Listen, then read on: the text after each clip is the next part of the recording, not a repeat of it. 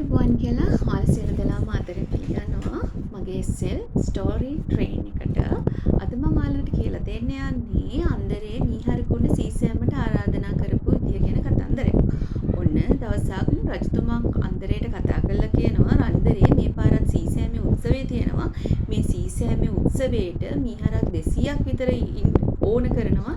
ඉතින් අන්දරේ නුඹට පුළුවන් නේද මීහරක් 200කට ආරාධනා කරන්න කියලා අන්දරේගෙන් රජතුමා අහනවා. ඊපස්සේ අන්දරේ කියන එසේ රජතුමනි මම මීහරකුන්ට ආරාධනා කරන්නම් කියලා අන්දරේ රජතුමාගේ නියෝගයේ ඉස මුදුනින් පිළිගන්නවා. ඔන්න පහුවදා සීසෑමේ උත්සවය මහා ඉහළින් පවත්වන්න රජතුමයි ඇමතිගොල්ලයි ආරාධිත අමුත්තොයි මහජනතාවයි කුඹුරට වෙලා දැන් බලාගෙන ඉන්නවා.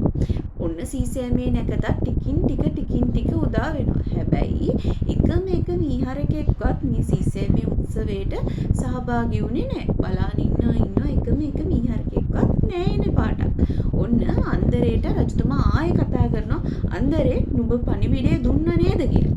ඊට පස්සේ අන්දරේ රජතුමාට උත්තර දෙනවා එසේ රජතුමනි මම හැම මේ මීහරකෙක් ළඟටම ගිහිලා ගාවටම ගිහිලා අද රජතුමාගේ කුඹුරු යායේ සීසෑම තියෙනවා නුඹලා අනිවාර්යයෙන්ම පැමිණෙන්න කියලා මම ඒ හැම මීහරකෙකුට ආරාධනා කරා.